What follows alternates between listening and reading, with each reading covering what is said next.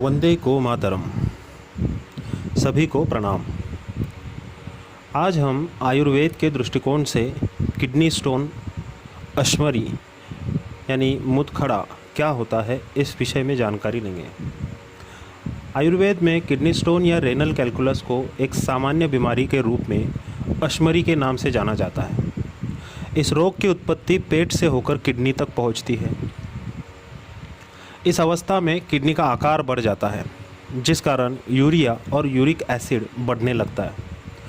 आयुर्वेद के अनुसार मूत्र प्रणाली में कफ दोष के दूषित होने पर किडनी स्टोन बनकर जमा होने और सूखने लगते हैं। किडनी में पथरी जमा होने पर व्यक्ति को कुछ पता नहीं चलता है, लेकिन जब पथरी यहाँ से हटकर निचले मूत्र मार्ग में आ जाती है तो उस वजह से बहुत तेज़ दर्द उठने लगता है। इस रोग में सबसे ज़्यादा कैल्शियम ऑक्सैलेट और कैल्शियम फॉस्फेट के स्टोन देखे जाते हैं। किडनी स्टोन के कारण बहुत तेज़ दर्द उठता है, जो कि कूदने, चलने या सीढ़ियाँ चढ़ने पर और ज़्यादा बढ़ जाता है। ऐसी स्थिति में पेशाब करने में भी दर्द महसूस होता है। 3 दोषों में से किसी भी एक दोष के जमने या कभी कभी मूत्र मार्ग में शुक्र धातु, वीर्य या प्रोस्टेटिक स्राव के जमाव के कारण अश्मरी की उत्पत्ति होती है। इसे शुक्र अश्मरी कहा जाता है। कारण के आधार पर किडनी स्टोन को निम्नलिखित रूपों में वर्गीकृत किया जा सकता है। 1. वात अश्मरी। मटमैला रंग, सख्त और अनियमित स्टोन बनने लगते हैं, जिससे नाभि के आसपास वाले हिस्से में खास तौर पर पेशाब करते समय भयंकर दर्द उठता है। दूसरी है पित्त अश्मरी। इसमें पथरी का रंग लाल, पीला, काला और शहद के रंग जैसा होता है। पेशाब करते समय जलन होती है और मूत्र मार्ग में सूजन और मूत्राशय पर गर्माहट महसूस होती है। तीसरा है श्लेष्मा अश्मरी। इसमें सफ़ेद रंग के बड़े स्टोन बनने लगते हैं और पेशाब करते समय जलन, भारीपन और मूत्राशय के ऊपर ठंडक महसूस होती है। चौथा है शुक्र अश्मरी। यौन क्रिया के दौरान स्खलन के दबाने के कारण वीर्य जमने लगता है और पथरी का रूप ले लेता है, जिसके कारण बहुत तेज़ दर्द उठता है और पुरुषों के अंडकोश यानी स्क्रोटम में सूजन आ जाती है। ऐसी अवस्था में शमन और शोधन के लिए वमन, बस्ती और विरेचन कर्म द्वारा पथरी को निकाला जाता है। इसमें स्वस्थ जीवन शैली जीना और खानपान की आदतों में बदलाव भी शामिल है। कुछ मामलों में शास्त्र कर्म द्वारा पथरी निकालने की भी सलाह दी जाती है। किडनी स्टोन का आयुर्वेदिक इलाज क्या है? आयुर्वेदिक इलाज में स्नेहन, स्वेदन, वमन, विरेचन और बस्ती दी जाती है। स्नेहन। किडनी स्टोन के लिए स्नेहन पूर्व पंचकर्म उपचार के रूप में किया जाता है। वास्तविक पंचकर्म चिकित्सा से पहले प्रारंभिक उपचार दिया जाता है। इसमें तिल और सरसों के गुनगुने तेल से 15 से 35 मिनट तक पूरे शरीर की मालिश की जाती है। स्नेहन रूखी त्वचा को मुलायम करने, दूषित वात दोष को नियंत्रित करके पसीना निकालने पर उसे बाहर निकालने में मदद करता है। इस उपचार के बाद तेज़ बोलने, अत्यधिक शारीरिक क्रिया और ठंड या गर्म तापमान में जाने से बचना चाहिए। इसके बाद आता है स्वेदन। इस उपचार में भी पंचकर्म से पहले प्रारंभिक उपचार दिया जाता है। इसमें शरीर से वात और कफ दोष को दूर किया जाता है। स्नेहन के बाद लकड़ी के एक कक्ष में स्वेदन आरंभ की जाती है, जिसमें 30 से 45 मिनट तक भाप के साथ जड़ी बूटियों का काढ़ा तैयार किया जाता है। इससे बहुत पसीना आता है, सूक्ष्म ग्रंथियां साफ हो जाती है, विषाक्त पदार्थ बाहर निकलते हैं और पसीने द्वारा शरीर के अंदर की सारी गंदगी बाहर आ जाती है। शुष्क त्वचा, गर्भवती महिलाएं और अधिक प्यास लगने और पानी की कमी से ग्रस्त व्यक्ति को ये उपचार नहीं लेना चाहिए। इसके कारण चक्कर आना, त्वचा पर जलन हो सकती है। इसलिए किसी योग्य आयुर्वेदिक चिकित्सक की देखरेख में ही उपचार लेना चाहिए। तीसरा है वमन। पंचकर्म चिकित्सा में वमन सबसे महत्वपूर्ण कर्मों में से एक है। इसमें उल्टी के जरिए पेट से पथरी को बाहर निकालने का प्रयत्न किया जाता है। वमन के लिए इंडिगो बेरी के बीज का पाउडर, कैलेमस का पाउडर, काला नमक और शहद का इस्तेमाल किया जाता है। इन सब चीज़ों का पेस्ट तैयार करके गुनगुने पानी या दूध के साथ उल्टी के लिए दिया जाता है। इलाज के बाद तेज़ बोलना, अत्यधिक खाना और तेज व्यायाम न करने की सलाह दी जाती है। हर व्यक्ति वमन को सहन नहीं कर पाता है। गर्भवती महिलाओं और हृदय या हाइपरटेंशन के रोगियों पर इस उपचार विधि का प्रयोग नहीं करना चाहिए। वृद्ध मरीजों और बच्चों का भी इस विधि से उपचार नहीं करना चाहिए। चौथा कर्म है विरेचन। कब्ज से राहत पाने और शरीर से विषाक्त पदार्थों को बाहर निकालने के लिए विरेचन कर्म किया जाता है। किडनी स्टोन के इलाज में ये एक महत्वपूर्ण क्रिया है। विरेचन कर्म से पहले आंतरिक ओलिएशन, पंचकर्म से पहले होने वाले कार्य, इसमें गर्म सूप या वसायुक्त पदार्थ दिया जाता है।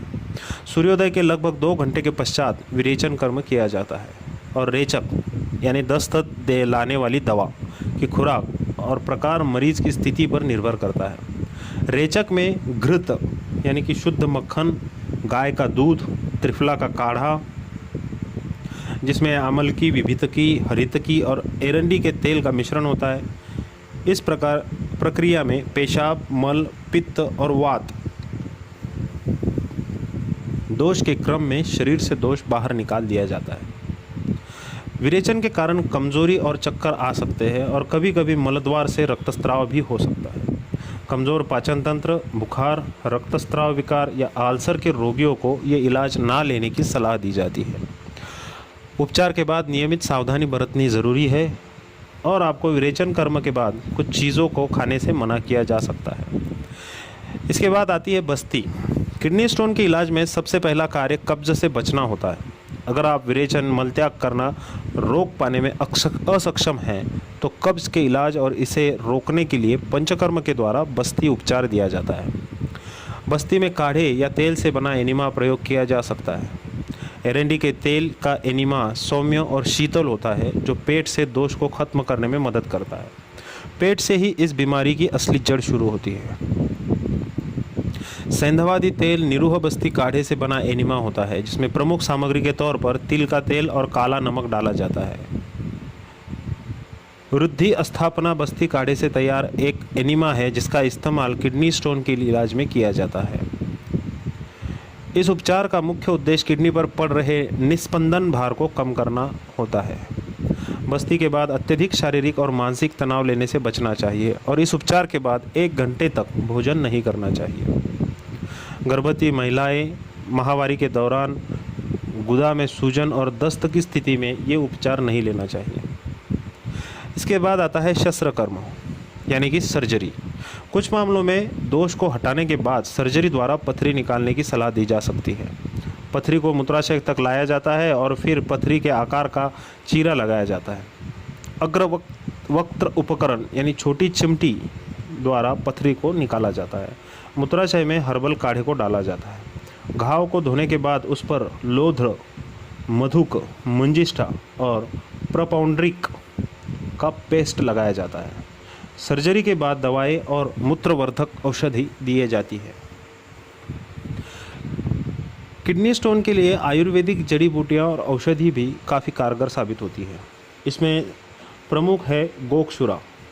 गोक्षुरा में मूत्रवर्धक, लिथोट्रिप्टिक यानी कि गुर्दे की पथरी नष्ट करने वाले और दर्द निवारक गुण मौजूद होते हैं, जिस वजह से इसका इस्तेमाल किडनी स्टोन के लिए सबसे ज़्यादा किया जाता है।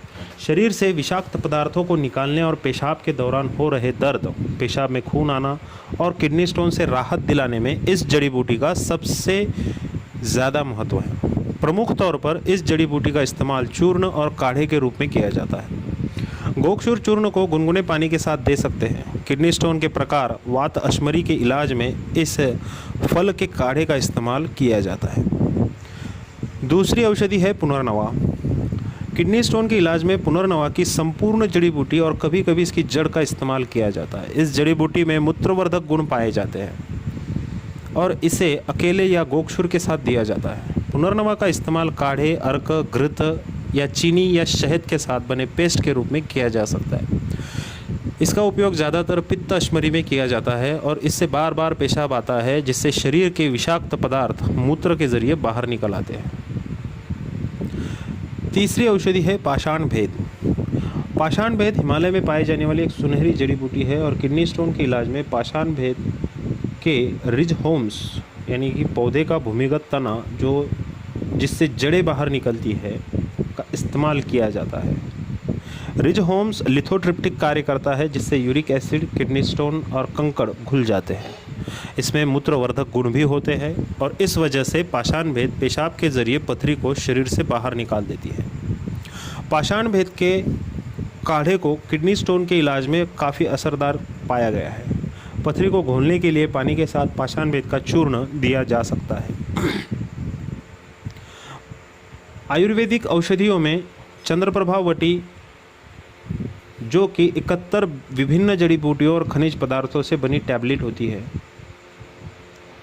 इसका भी इस्तेमाल किया जाता है। ये बच्चों, वयस्कों सभी के लिए एक सुरक्षित उपयोग है। दूसरा होता है यवक्षार। इसमें जौ का क्षारीय रूप मौजूद होता है। अश्मरी के क्षारीय इलाज में इसका इस्तेमाल होता है और ये चूर्ण के रूप में उपलब्ध है। इस संशोधित निर्माण में potassium chloride, potassium sulphate, potassium bicarbonate और पोटेशियम कार्बोनेट का मिश्रण मौजूद होता है। ये सभी मूत्र अल्कलाइज़र यानी कि एसिडिटी को खत्म करने वाले घटक है जो कि पथरी को टुकड़ों में तोड़ देते हैं। ये संशोधित निर्माण नाभि में दर्द और पेशाब के दौरान दर्द और जलन से राहत दिलाने में असरकारी है। ये दवा गुर्दे के आसपास हो रही दर्द से भी राहत दिलाती है। इसकी अत्यधिक मात्रा लेने पर क्षारमयता यानी खून में अल्कली रिजर्व बढ़ने की स्थिति और उल्टी हो सकती है। तीसरी दवा है गोक्षुरादि गुग्गुल।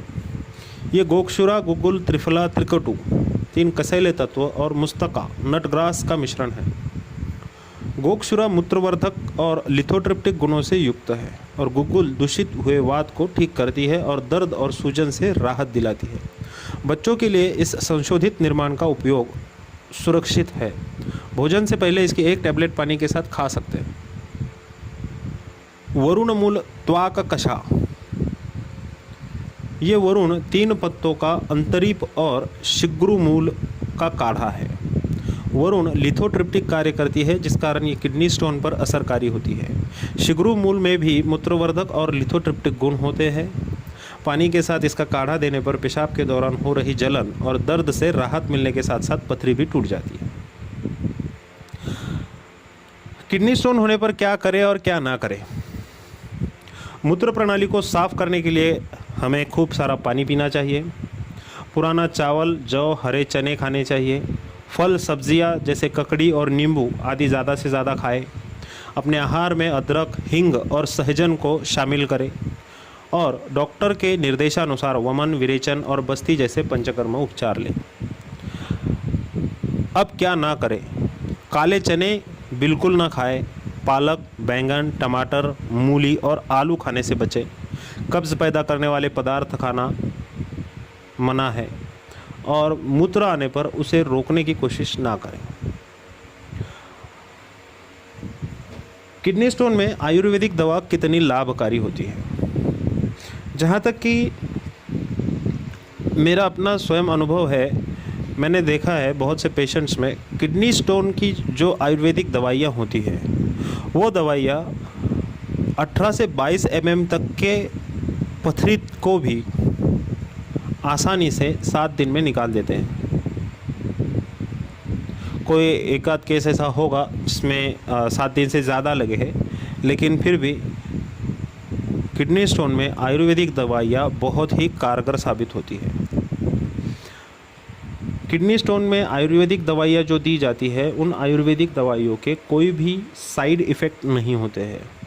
इसमें एक अल्कलाइन संशोधित निर्माण जैसे यवक्षारा होता है, इसकी खुराक ज़्यादा हो जाती है तो क्षारमयता, सिरदर्द और उल्टी हो सकती है। इसके अलावा इसका कोई भी साइड इफ़ेक्ट नहीं होता है। यदि आप भी पथरी की समस्या से पीड़ित है तो हमसे संपर्क करें और चैनल को लाइक, सब्सक्राइब और शेयर करना न भूलें। वंदे गो मातरम। धन्यवाद।